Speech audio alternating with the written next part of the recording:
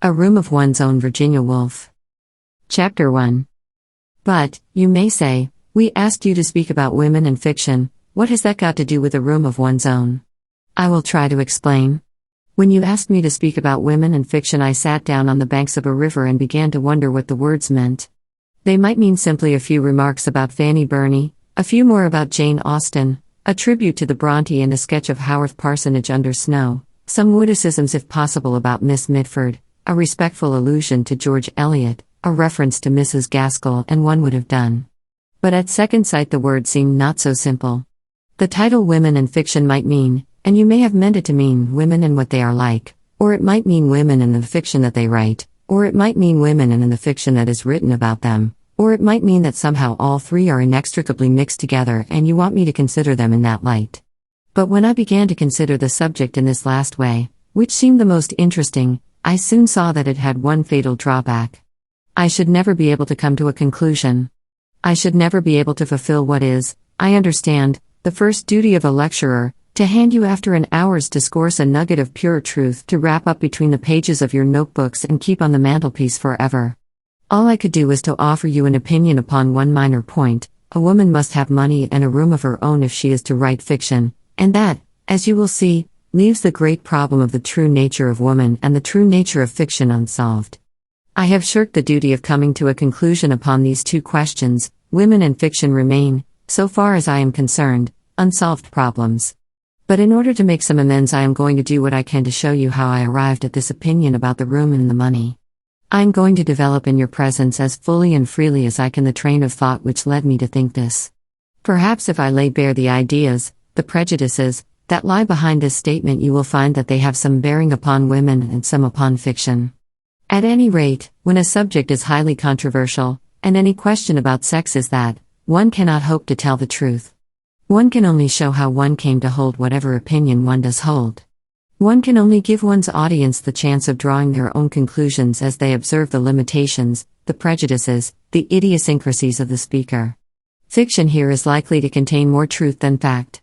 Therefore I propose, making use of all the liberties and licenses of a novelist, to tell you the story of the 2 days that preceded my coming here, how, bowed down by the weight of the subject which you have laid upon my shoulders, I pondered it, and made it work in and out of my daily life. I need not say that what I am about to describe has no existence. Oxbridge is an invention, so is Fernham. I is only a convenient term for somebody who has no real being. Lies will flow from my lips, but there may perhaps be some truth mixed up with them. It is for you to seek out this truth, and to decide whether any part of it is worth keeping. If not, you will of course throw the whole of it into the wastepaper basket and forget all about it. Here then was I, call me Mary Bettone, Mary Seton, Mary Carmichael, or by any name you please, it is not a matter of any importance, sitting on the banks of a river a week or two ago in fine October weather, lost in thought. That collar I have spoken of, women and fiction, the need of coming to some conclusion on a subject that raises all sorts of prejudices and passions, bowed my head to the ground. To the right and left bushes of some sort, golden and crimson, glowed with the color, even it seemed burnt with the heat, of fire. On the further bank the willows wept in perpetual lamentation, their hair about their shoulders. The river reflected whatever it chose of sky and bridge and burning tree, and when the undergraduate had oared his boat through the reflections they closed again, completely, as if he had never been. There one might have sat the clock round lost in thought. Thought, to call it by a prouder name than it deserved, had let its line down into the stream. It swayed, minute after minute, hither and thither among the reflections and the weeds, letting the water lift it and sink it, until, you know the little tug, the sudden conglomeration of an idea at the end of one's line, and then the cautious hauling of it in, and the careful laying of it out. Alas, laid on the grass, how small, how insignificant this thought of mine looked, the sort of fish that a good fisherman puts back into the water so that it may grow fatter and be one day worth cooking and eating. I will not trouble you with that thought now, though if you look carefully you may find it for yourselves in the course of what I am going to say. But however small it was, it had, nevertheless, the mysterious property of its kind. Put back into the mind, it became at once very exciting and important, and as it darted and sank and flashed hither and thither, set up such a wash and tumult of ideas that it was impossible to sit still. It was thus that I found myself walking with extreme rapidity across a grass plot. Instantly a man's figure rose to intercept me. Nor did I at first understand that the gesticulations of a curious-looking object, in a cutaway coat and evening shirt, were aimed at me. His face expressed horror and indignation. Instinct rather than reason came to my help. He was a beetle, I was a woman. This was the turf, there was the path. Only the fellows and scholars are allowed here, the gravel is the place for me. Such thoughts were the work of a moment. As I regained the path, the arms of the beetle sank, his face assumed its usual repose, and though turf is better walking than gravel, no very great harm was done. The only charge I could bring against the fellows and scholars of whatever the college might happen to be was that in protection of their turf, which has been rolled for 300 years in succession, they had sent my little fish into hiding. What idea it had been that had sent me so audaciously trespassing I could not now remember. The spirit of peace descended like a cloud from heaven, for if the spirit of peace dwells anywhere, it is in the courts and quadrangles of Oxbridge on a fine October morning. Strolling through those colleges past those ancient halls, the roughness of the present seemed smoothed away, the body seemed contained in a miraculous glass cabinet through which no sound could penetrate, and the mind, free from any contact with facts, unless one trespassed on the turf again, was at liberty to settle down upon whatever meditation was in harmony with the moment. As chance would have it, some stray memory of some old essay about revisiting Oxbridge in the long vacation brought Charles Lamb to mind. "St. Charles," said Thackeray, putting a letter of Lamb's to his forehead. Indeed, among all the dead, I give you my thoughts as they came to me. Lamb is one of the most congenial, one to whom one would have liked to say, "Tell me then how you wrote your essays?" For his essays are superior even to Max Beerbohm's, I thought, with all their perfection, because of that wild flash of imagination, that lightning crack of genius in the middle of them which leaves them flawed and imperfect, but starred with poetry.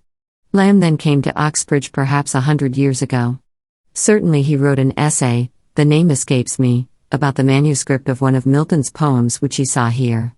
It was Lycidas perhaps, and Lamb wrote how it shocked him to think it possible that any word in Lycidas could have been different from what it is. To think of Milton changing the words in that poem seemed to him a sort of sacrilege. This led me to remember what I could of Lycidas, and to amuse myself with guessing which word it could have been that Milton had altered, and why. It then occurred to me that the very manuscript itself which Lamb had looked at was only a few hundred yards away, so that one could follow Lamb's footsteps across the quadrangle to that famous library where the treasure is kept. Moreover, I recollected, as I put this plan into execution, it is in this famous library that the manuscript of Thackeray's Esmond is also preserved. The critics often say that Esmond is Thackeray's most perfect novel. But the affectation of the style, with its imitation of the 18th century, hampers one, so far as I remember, unless indeed the 18th century style was natural to Thackeray, a fact that one might prove by looking at the manuscript and seeing whether the alterations were for the benefit of the style or of the sense. But then one would have to decide what is style and what is meaning, a question which, but here I was actually at the door which leads into the library itself. I must have opened it, for instantly there issued, like a guardian angel barring the way with a flutter of black gown instead of white wings, a deprecating, silvery, kindly gentleman, who regretted in a low voice as he waved me back that ladies are only admitted to the library if accompanied by a fellow of the college or furnished with a letter of introduction. That a famous library has been cursed by a woman is a matter of complete indifference to a famous library. Venerable and calm, with all its treasures safe locked within its breast, it sleeps complacently and will, so far as I am concerned, so sleep forever. Never will I wake those echoes, never will I ask for that hospitality again, I vowed as I descended the steps in anger. Still an hour remained before luncheon, and what was one to do? Stroll on the meadows? Sit by the river? Certainly it was a lovely autumn morning, the leaves were fluttering red to the ground, there was no great hardship in doing either. But the sound of music reached my ear. Some service or celebration was going forward. The organ complained magnificently as I passed the chapel door. Even the sorrow of Christianity sounded in that serene air more like the recollection of sorrow than sorrow itself, even the groanings of the ancient organ seemed lapped in peace. I had no wish to enter had I the right, and this time the verger might have stopped me, demanding perhaps my baptismal certificate, or a letter of introduction from the dean. But the outside of these magnificent buildings is often as beautiful as the inside. Moreover, it was amusing enough to watch the congregation assembling, coming in and going out again, busying themselves at the door of the chapel like bees at the mouth of a hive. Many were in cap and gown, some had tufts of fur on their shoulders, Others were wheeled in bath chairs, others, though not past middle age, seemed creased and crushed into shapes so singular that one was reminded of those giant crabs and crayfish who heave with difficulty across the sand of an aquarium. As I leant against the wall, the university indeed seemed a sanctuary in which are preserved rare types which would soon be obsolete if left to fight for existence on the pavement of the Strand. Old stories of old deans and old dons came back to mind, but before I had summoned up courage to whistle, it used to be said that at the sound of a whistle old Professor Dash instantly broke into a gallop. The venerable congregation had gone inside. The outside of the chapel remained. As you know, its high domes and pinnacles can be seen, like a sailing ship always voyaging never arriving, lit up at night and visible for miles, far away across the hills. Once, presumably, this quadrangle with its smooth lawns, its massive buildings and the chapel itself was marsh too, where the grasses waved and the swine rootled. Teams of horses and oxen, I thought, must have hauled the stone in wagons from far counties, and then with infinite labor the grey blocks in whose shade I was now standing were poised in order one on top of another, and then the painters brought their glass for the windows, and the masons were busy for centuries up on that roof with putty and cement, spade and trowel. Every Saturday somebody must have poured gold and silver out of a leathern purse into their ancient fists, for they had their beer and skittles presumably of an evening. An unending stream of gold and silver, I thought, must have flowed into this court perpetually to keep the stones coming and the masons working, to level, to ditch, to dig and to drain. But it was then the age of faith, and money was poured liberally to set these stones on a deep foundation, and when the stones were raised, still more money was poured in from the coffers of kings and queens and great nobles to ensure that hymns should be sung here and scholars taught. Lands were granted, tithes were paid. And when the age of faith was over and the age of reason had come, still the same flow of gold and silver went on. Fellowships were founded, lectureships endowed, only the gold and silver flowed now, not from the coffers of the king, but from the chests of merchants and manufacturers, from the purses of men who had made, say, a fortune from industry, and returned, in their wills, a bounteous share of it to endow more chairs, more lectureships, more fellowships in the university where they had learnt their craft. Hence the libraries and laboratories, the observatories, the splendid equipment of costly and delicate instruments which now stands on glass shelves, where centuries ago the grasses waved and the swine rootled. Certainly, as I strolled round the court, the foundation of gold and silver seemed deep enough, the pavement laid solidly over the wild grasses. Men with trays on their heads went busily from staircase to staircase. Gaudy blossoms flowered in window boxes. The strains of the gramophone blared out from the rooms within. It was impossible not to reflect. The reflection, whatever it may have been, was cut short. The clock struck. It was time to find one's way to luncheon. It is a curious fact that novelists have a way of making us believe that luncheon parties are invariably memorable for something very witty that was said, or for something very wise that was done. But they seldom spare a word for what was eaten. It is part of the novelist's convention not to mention soup and salmon and ducklings, as if soup and salmon and ducklings were of no importance whatsoever, as if nobody ever smoked a cigar or drank a glass of wine.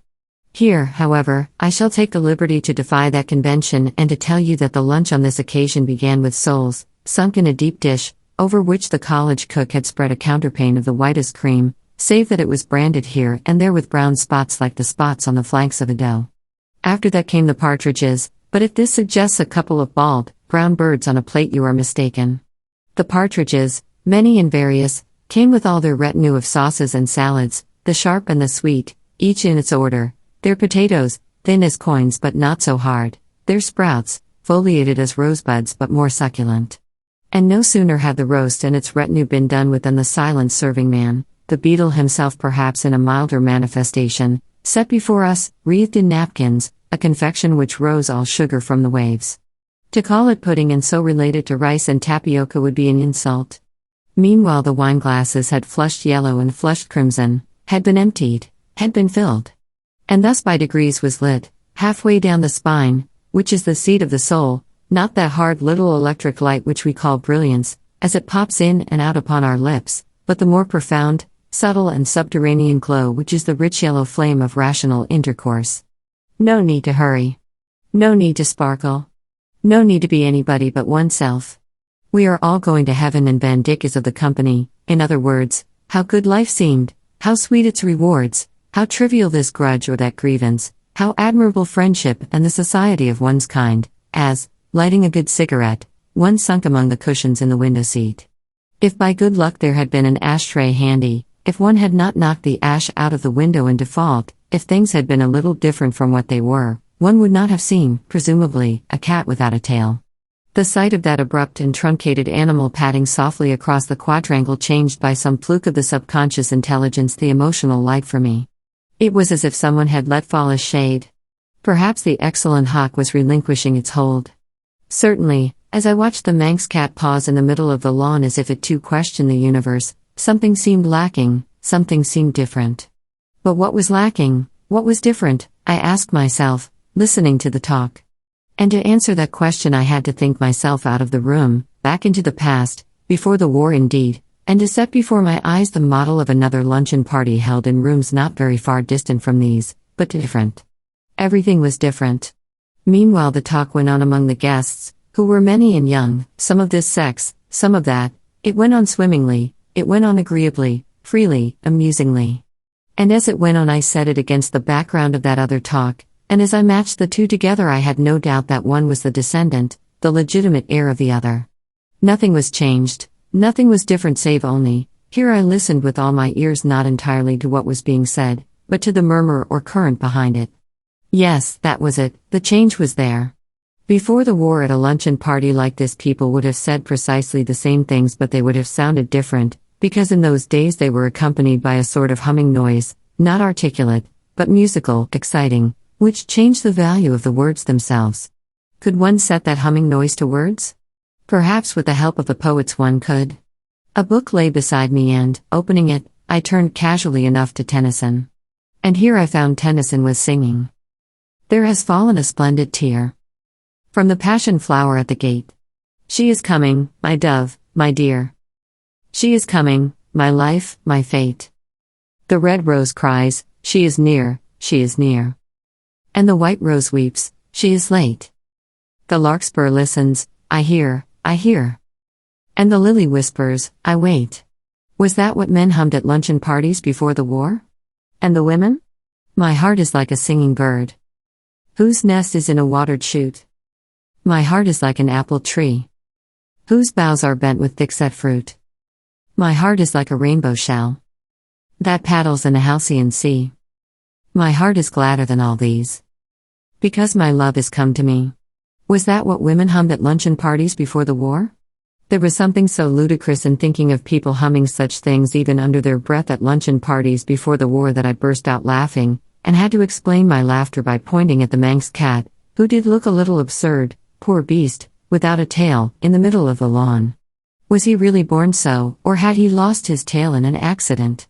The tailless cat, though some are said to exist in the Isle of Man, is rarer than one thinks.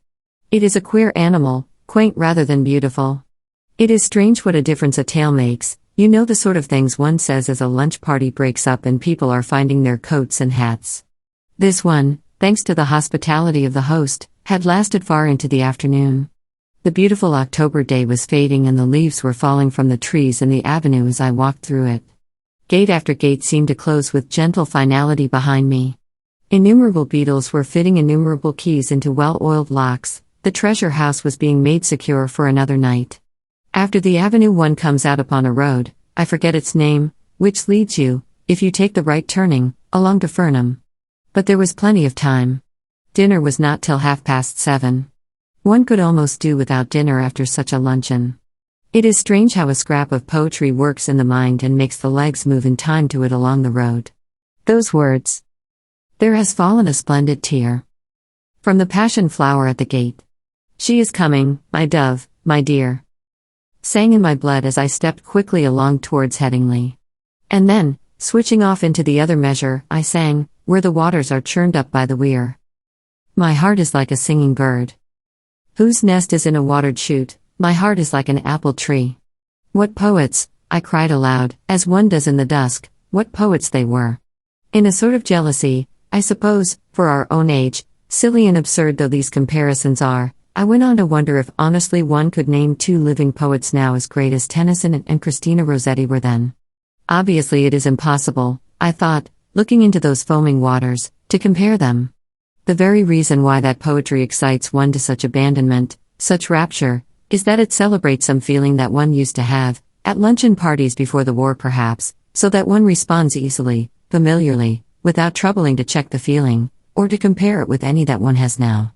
But the living poets express a feeling that is actually being made and torn out of us at the moment. One does not recognize it in the first place, often for some reason one fears it, one watches it with keenness and compares it jealously and suspiciously with the old feeling that one knew. Hence the difficulty of modern poetry, and it is because of this difficulty that one cannot remember more than 2 consecutive lines of any good modern poet. For this reason, that my memory failed me, the argument flagged for want of material. But why, I continued, moving on towards Headingley, have we stopped humming under our breath at luncheon parties? Why has Alfred ceased to sing? She is coming, my dove, my dear. Why has Christina ceased to respond? My heart is gladder than all these because my love is come to me. Shall we lay the blame on the war? When the guns fired in August 1914, did the faces of men and women show so plain in each other's eyes that romance was killed? Certainly it was a shock, to women in particular with their illusions about education and so on, to see the faces of our rulers in the light of the shell fire. So ugly they looked, German, English, French, so stupid. But lay the blame where one will, on whom one will, the illusion which inspired Tennyson and Christina Rossetti to sing so passionately about the coming of their loves is far rarer now than then. One has only to read, to look, to listen, to remember. But why say blame? Why, if it was an illusion, not praise the catastrophe, whatever it was, that destroyed illusion and put truth in its place? For truth. Those dots mark the spot where, in search of truth, I missed the turning up to Fernham. Yes indeed, which was truth and which was illusion, I asked myself. What was the truth about these houses, for example, dim and festive now with their red windows in the dusk, but raw and red and squalid, with their sweets and their bootlaces, at 9 o'clock in the morning? And the willows and the river and the gardens that run down to the river, vague now with the mist stealing over them, but gold and red in the sunlight, which was the truth, which was the illusion about them? I spare you the twists and turns of my cogitations, for no conclusion was found on the road to Headingley, and I ask you to suppose that I soon found out my mistake about the turning and retraced my steps to Fernham. As I have said already that it was an October day, I dare not forfeit your respect and imperil the fair name of fiction by changing the season and describing lilacs hanging over garden walls, crocuses, tulips and other flowers of spring. Fiction must stick to facts, and the truer the facts the better the fiction, so we are told. Therefore it was still autumn and the leaves were still yellow and falling, if anything, a little faster than before, because it was now evening, 7:23 to be precise, and a breeze, from the southwest to be exact, had risen. But for all that there was something odd at work. My heart is like a singing bird, whose nest is in a watered shoot. My heart is like an apple tree, whose boughs are bent with thick-set fruit. Perhaps the words of Christina Rossetti were partly responsible for the folly of the fancy, it was nothing of course but a fancy, that the lilac was shaking its flowers over the garden walls, and the brimstone butterflies were scudding hither and thither, and the dust of the pollen was in the air. A wind blew, from what quarter I know not, but it lifted the half-grown leaves so that there was a flash of silver grey in the air. It was the time between the lights when colors undergo their intensification and purples and golds burn in window panes like the beat of an excitable heart, when for some reason the beauty of the world revealed and yet soon to perish. Here I pushed into the garden, for, unwisely, the door was left open and no beetles seemed about. The beauty of the world which is so soon to perish, has 2 edges, one of laughter, one of anguish, cutting the heart asunder. The gardens of Fernham lay before me in the spring twilight, wild and open, and in the long grass, sprinkled and carelessly flung, were daffodils and bluebells, not orderly perhaps at the best of times, and now wind-blown and waving as they tugged at their roots. The windows of the building, curved like ships' windows among generous waves of red brick, changed from lemon to silver under the flight of the quick spring clouds. Somebody was in a hammock, somebody, but in this light they were phantoms only, half guessed, half seen, raced across the grass. Would no one stop her? And then on the terrace, as if popping out to breathe the air, to glance at the garden, came a bent figure, formidable yet humble, with her great forehead and her shabby dress. Could it be the famous scholar? Could it be J.H. herself? All was dim, yet intense too, as if the scarf which the dusk had flung over the garden were torn asunder by star or sword, the flash of some terrible reality leaping, as its way is, out of the heart of the spring. For youth. Here was my soup. Dinner was being served in the great dining hall. Far from being spring, it was in fact an evening in October. Everybody was assembled in the big dining room. Dinner was ready. Here was the soup. It was a plain gravy soup. There was nothing to stir the fancy in that. One could have seen through the transparent liquid any pattern that there might have been on the plate itself. But there was no pattern. The plate was plain. Next came beef with its attendant greens and potatoes, a homely trinity, suggesting the rumps of cattle in a muddy market, and sprouts curled and yellowed at the edge, and bargaining and cheapening, and women with string bags on Monday morning. There was no reason to complain of human nature's daily food, seeing that the supply was sufficient and coal miners doubtless were sitting down to less. Prunes and custard followed. And if anyone complains that prunes, even when mitigated by custard, are an uncharitable vegetable, fruit they are not, stringy as a miser's heart and exuding a fluid such as might run in misers' veins who have denied themselves wine and warmth for 80 years and yet not given to the poor, he should reflect that there are people whose charity embraces even the prune. Biscuits and cheese came next, and here the water jug was liberally passed round, for it is the nature of biscuits to be dry, and these were biscuits to the core. That was all. The meal was over. Everybody scraped their chairs back, the swing doors swung violently to and fro. Soon the hall was emptied of every sign of food and made ready no doubt for breakfast next morning. Down corridors and up staircases the youth of England went banging and singing. And was it for a guest, a stranger, for I had no more right here in Fernham than in Trinity or Somerville or Girton or Newnham or Christchurch, to say, the dinner was not good, or to say, we were now, Mary Seton and I, in her sitting room, could we not have dined up here alone? For if I had said anything of the kind I should have been prying and searching into the secret economies of a house which to the stranger wears so fine a front of gaiety and courage. No, one could say nothing of the sort. Indeed, conversation for a moment flagged. The human frame being what it is, heart, body and brain all mixed together, and not contained in separate compartments, they will be no doubt in another million years, a good dinner is of great importance to good talk. One cannot think well, love well, sleep well, if one has not dined well. The lamp in the spine does not light on beef and prunes. We are all probably going to heaven, and Van Dyck is, we hope, to meet us round the next corner. That is the dubious and qualifying state of mind that beef and prunes at the end of the day's work breed between them. Happily my friend, who taught science, had a cupboard where there was a squat bottle and little glasses, but there should have been sole and partridge to begin with, so that we were able to draw up to the fire and repair some of the damages of the day's living.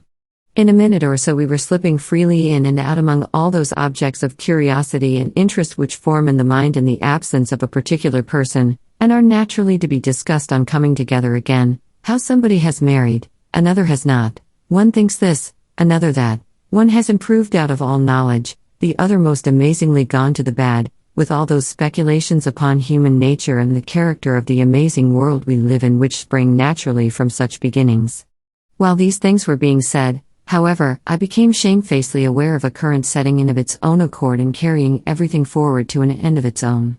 One might be talking of Spain or Portugal, of book or racehorse, but the real interest of whatever was said was none of those things, but a scene of masons on a high roof some 5 centuries ago. Kings and nobles brought treasure in huge sacks and poured it under the earth. This scene was forever coming alive in my mind and placing itself by another of lean cows at a muddy market and withered greens and the stringy hearts of old men. These two pictures, disjointed and disconnected and nonsensical as they were forever coming together and combating each other and had me entirely at their mercy. The best course, unless the whole talk was to be distorted, was to expose what was in my mind to the air, when with good luck it would fade and crumble like the head of the dead king when they opened the coffin at Windsor. Briefly, then, I told Miss Seton about the masons who had been all those years on the roof of the chapel, and about the kings and queens and nobles bearing sacks of gold and silver on their shoulders, which they shoveled into the earth, and then how the great financial magnates of our own time came and laid checks and bonds, I suppose, where the others had laid ingots and rough lumps of gold. All that lies beneath the colleges down there, I said. But this college, where we are now sitting, what lies beneath its gallant red brick and the wild unkempt grasses of the garden? What force is behind that plain china off which we dined, and, here it popped out of my mouth before I could stop it, the beef, the custard and the prunes. Well, said Mary Seton, about the year 1860, oh, but you know the story, she said, bored, I suppose, by the recital. And she told me, rooms were hired. Committees met. Envelopes were addressed. Circulars were drawn up. Meetings were held. Letters were read out. So-and-so has promised so much. On the contrary, Mr. Dash won't give a penny. The Saturday Review has been very rude. How can we raise a fund to pay for offices? Shall we hold a bazaar? Can't we find a pretty girl to sit in the front row? Let us look up what John Stuart Mill said on the subject. Can anyone persuade the editor of the Dash to print a letter? Can we get Lady Dash to sign it? Lady Dash is out of town. That was the way it was done, presumably, 60 years ago, and it was a prodigious effort, and a great deal of time was spent on it. And it was only after a long struggle and with the utmost difficulty that they got £30,000 together. So obviously we cannot have wine and partridges and servants carrying tin dishes on their heads, she said. We cannot have sofas and separate rooms.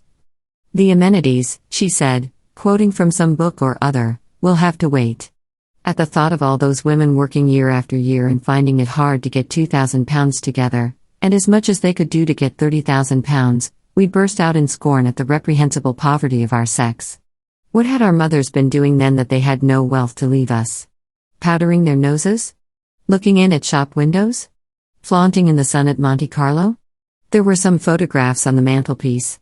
Mary's mother, if that was her picture, may have been a wastrel in her spare time. She had 13 children by a minister of the church, but if so, her gay and dissipated life had left too few traces of its pleasures on her face.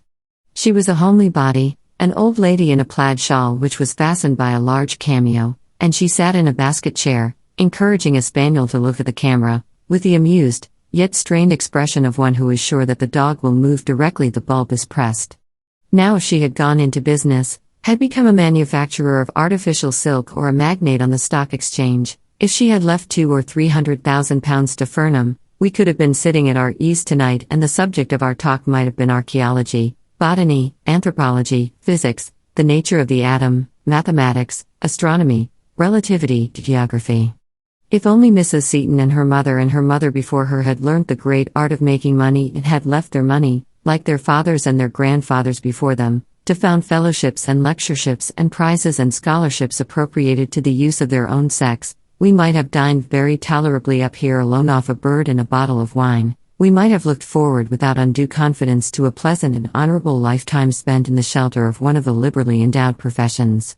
We might have been exploring or writing, mooning about the venerable places of the earth, sitting contemplative on the steps of the Parthenon, or going at 10 to an office and coming home comfortably at 4:30 to write a little poetry.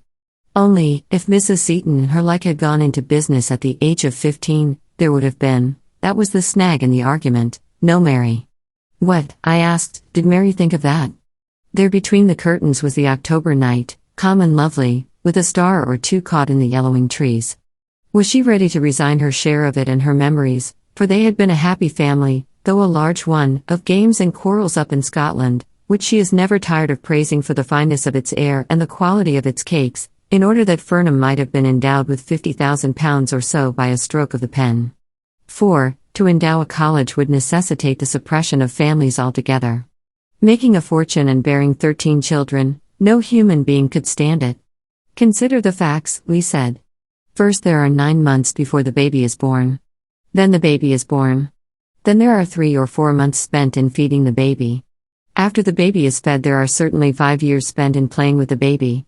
You cannot, it seems, let children run about the streets. People who have seen them running wild in Russia say that the sight is not a pleasant one. People say, too, that human nature takes its shape in the years between 1 and 5. If Mrs. Seton, I said, had been making money, what sort of memories would you have had of games and quarrels? What would you have known of Scotland, and its fine air and cakes and all the rest of it? But it is useless to ask these questions, because you would never have come into existence at all.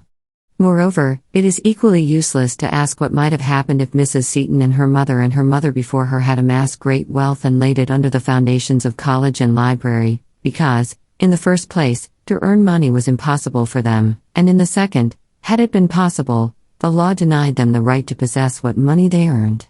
It is only for the last 48 years that Mrs. Seton has had a penny of her own. For all the centuries before that it would have been her husband's property, a thought which, perhaps, may have had its share in keeping Mrs. Seton and her mothers off the stock exchange.